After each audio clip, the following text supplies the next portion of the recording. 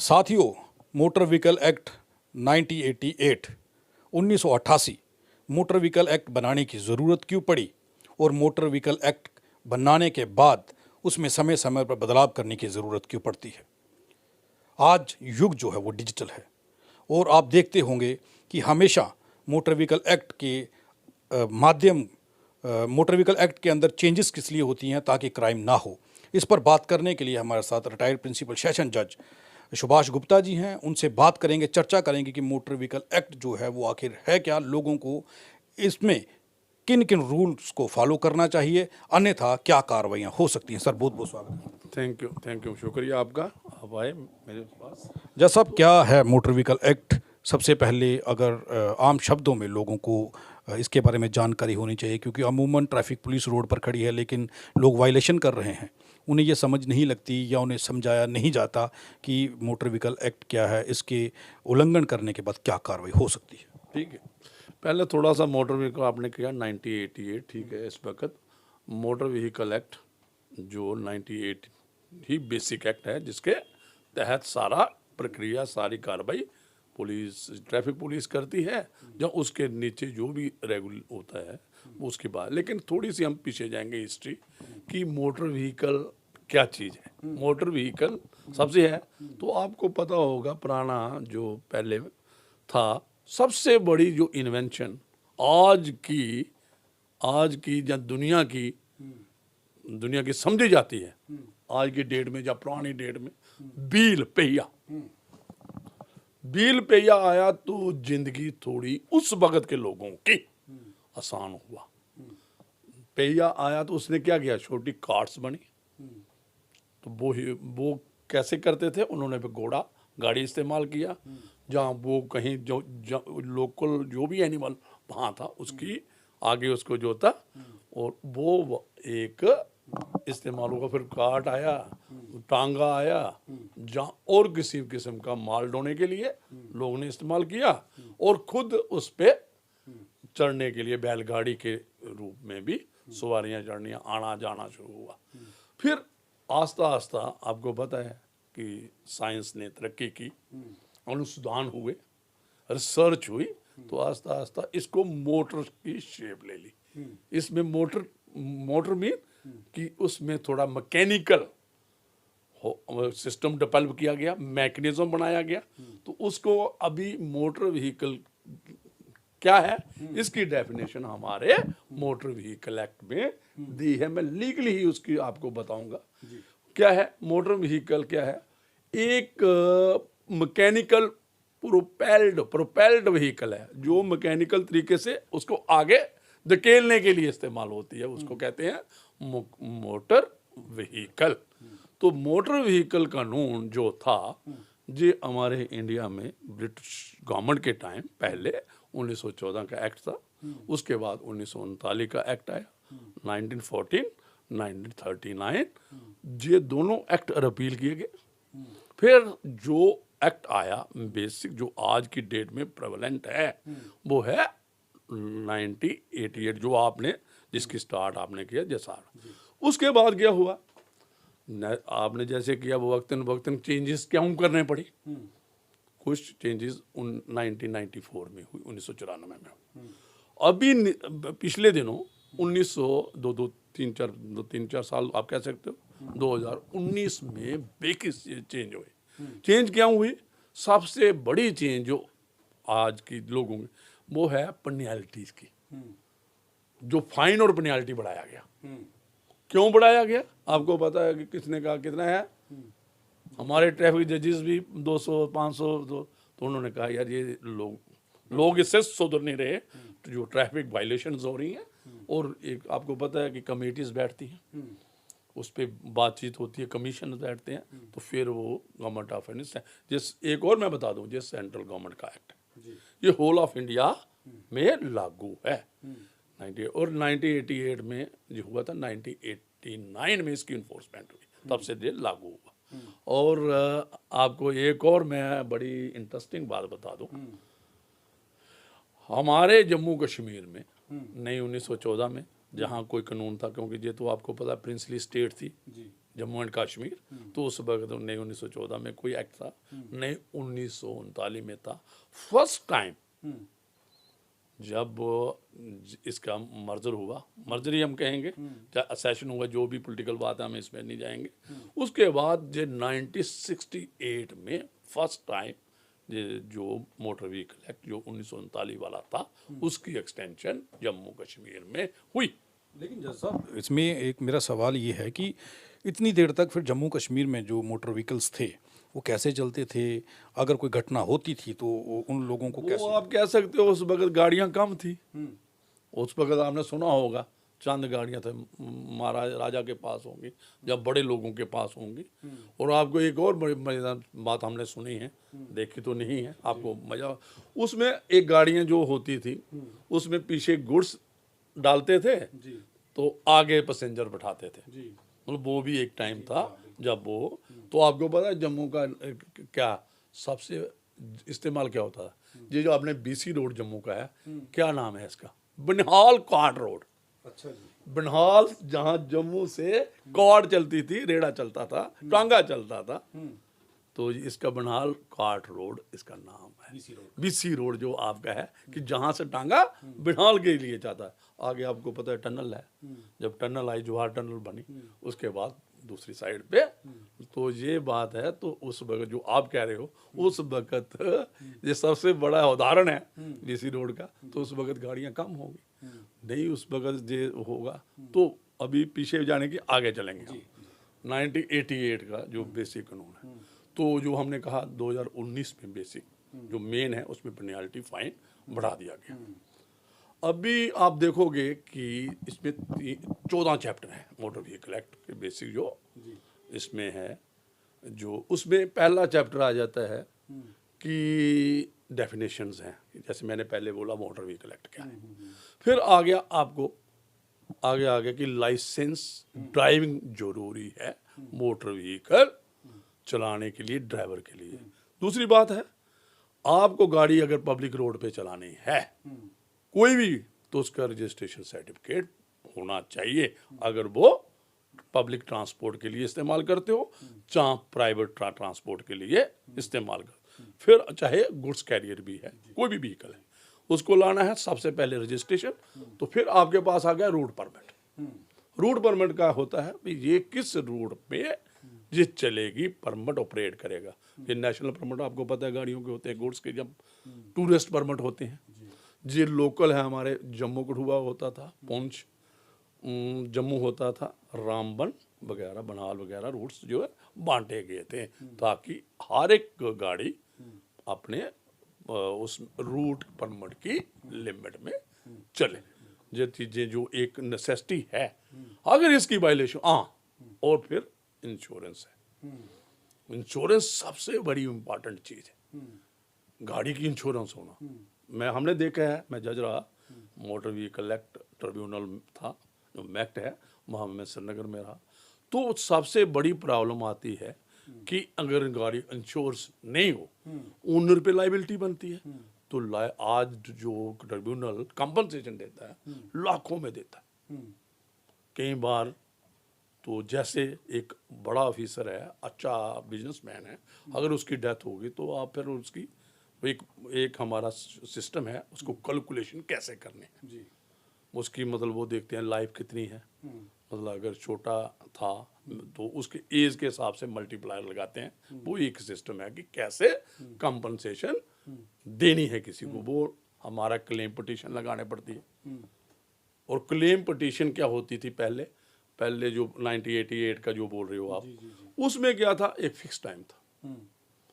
Fix time कोई नहीं था, पहले था जो पुराना था 1988 में, फिर उन्होंने क्या चेंज किया 94 में, खुला कर दिया कि भाई कोई पीरियड ऑफ लिमिटेशन नहीं होगा क्लेम डालने के लिए।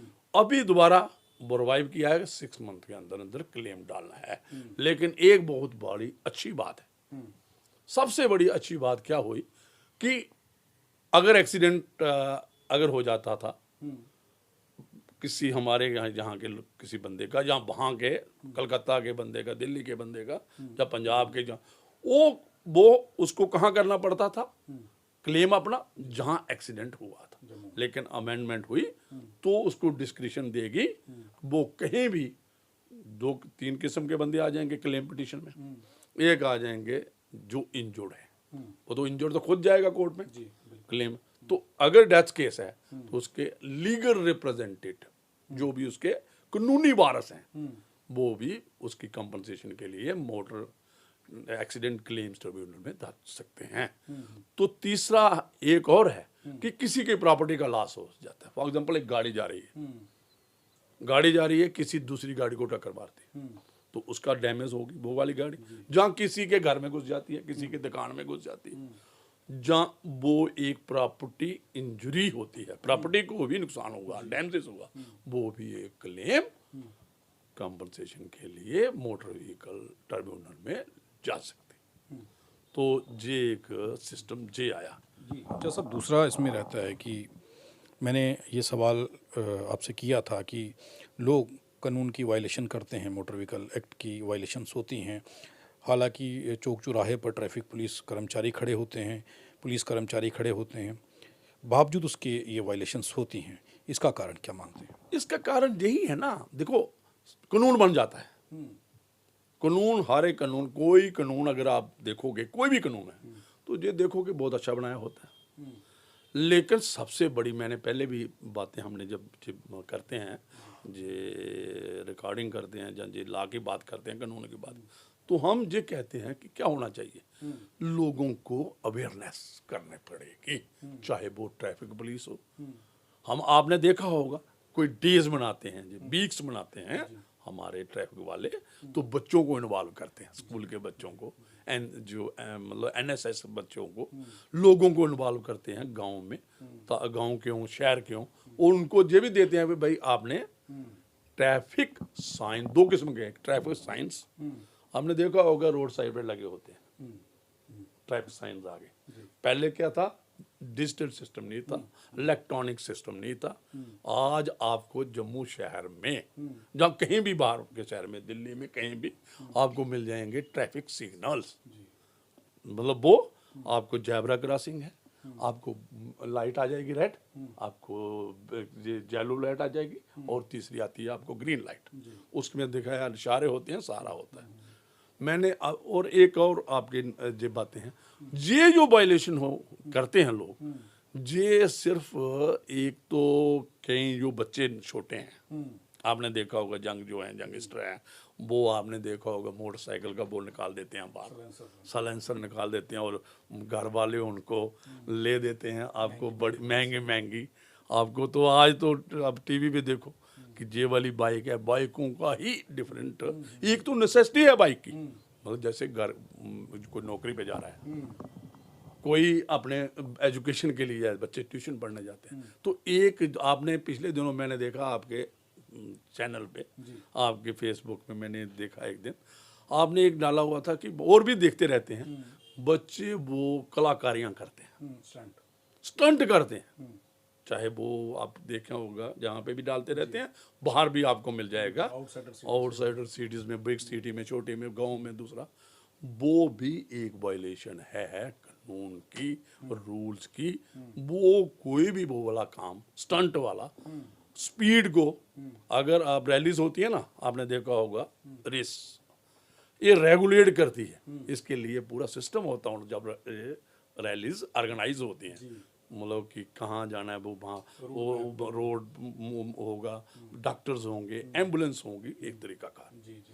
और जो आपने देखा होगा का जब बड़ी होती हैं, जहाँ आपने जो 15 अगस्त को, जहाँ 16 जनवरी को, जहाँ पे आपको मुझे जो हमारे पुलिस के एहलकार हैं, दूसरे हैं, ये भी दिखाते हैं, लेकिन उनका एक रेगुलेट तरीका है, उनको प्रॉपर ट्रेनिंग दी जाती है।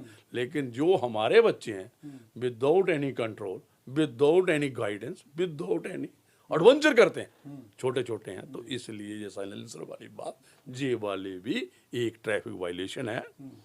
और इसके मतलब टाइम टू टाइम NGOs हैं हमारे, ट्रैफिक वाले हैं, ट्रैफिक जजेस हैं हमारे, तो इनको वक्तन इस पे जो आप बात कर रहे हो वायलेशन, तो ये वाली बातें जो होती रहती हैं। अच्छा जैसा साहब इसमें होता है कि कई बच्चे जो हैं उनकी आयु जो है वो कम होती है, लेकिन वो मोटर व्हीकल लेकर के बाइक्स को लेकर के फुली स्पीड पर रोड पर भाग रहे होते हैं, तो उसकी जिम्मेवारी किसकी होती है, उस पर कैसे है? मैंने आपको एक इसी के थोड़ा सा इसको एक्सपेंड करेंगे जो आपके क्वेश्चन को। आपको 50 सीसी का पहले तो आपको ये होगा कि किसको लाइसेंस मिलता है ड्राइविंग। वो 50 सीसी का व्हीकल अगर होगा लेस देन 50 सीसी जब अप टू 50, वो किसको मिलेगा? 16 साल का बच्चा भी उसको ले सकता है जिसकी कैपेसिटी 50 सीसी है। तो जो डीएल है दूसरे व्हीकल्स का, या मोटर बाइक है चाहे वो दूसरा है, वो किसको मिलेगा? 18 ईयर्स, टीनेजर को नहीं, जुवेनाइल को नहीं। तो जो आपने कहा कि अगर पेरेंट्स दे देता है उसको, तो नया अमेंडमेंट आई है पेरेंट को जहाँ जो जिसके नाम पे गाड़ी है आरसी रजिस्ट्रेशन, उसको लाइबल हेल्ड किया और उसको जुर्माना भी हाई किया गया, बढ़ाया गया है, और उसमें सजा का प्रावधान भी है। सजा का प्रावधान भी है कि अगर उसको सजा किसको देनी है, क्योंकि आपको एक और इंटरेस्टिंग क्यों किया है, जुवेनाइल को सजा होती नहीं, उसको रिमांड होम में रखते हैं। अगर आप उसको कन्विट करो क्या होगा? तो फिर उसके पेरेंट्स को जो कंट्रोल करने के लिए जो स्टंटबाजी है, जो दूसरा है कि भाई गाड़ी निकाल ली, छोटे छोटे बच्चे यहाँ रोड पे चलाते हैं, तो ये भी एक सिस्टम है। तो और एक और हम मुद्दा आपको नज़र में होगा कि रोड साइड एक्सीडेंट्स होते हैं, जो आपने ये भी आपका क्वेश्चन होगा आगे, जो आपने बस कहा होगा कि ये भी रोड साइड ट्रैफिक एक्सीडेंट कोई किसी को उठाता नहीं। आप सिर्फ क्या करें, 100 नंबर पे डायल कर दो। हमने देखा है जैसा जब ये एक्सीडेंट होता है काफ़ी सारे लोगों की मौत इस कारण हो जाती है कि लोग ये डरते हुए उसे नहीं उठाते कि अगर हम इसे लेकर के जाएंगे कानूनी कार्रवाई के अंदर हमें कोर्ट में जाना पड़ेगा, वहाँ पर जाकर गवाही देना पड़ेगी और टाइम वेस्ट होगा, और उसके बीच में टाइम तो वेस्ट होगा ही। उसके बाद आजकल लोग क्या करते हैं कि अगर कोई एक्सीडेंट होता है तो व्यक्ति इंजर्ड है, उसे उठाने की बजाय वीडियो बनाई, बस फेसबुक पर डाल दी, तो ये एक चीज़ रही। मौतें काफ़ी हो रही हैं। बिल्कुल बिल्कुल। आप ये वाली बातें, एक्सीडेंट दिखाने वाले बहुत होंगे, जो आपने आपके प्रेस वाले भी ये भी उसका वीडियो बना रहे हैं, उठाने वाला कोई नहीं होगा।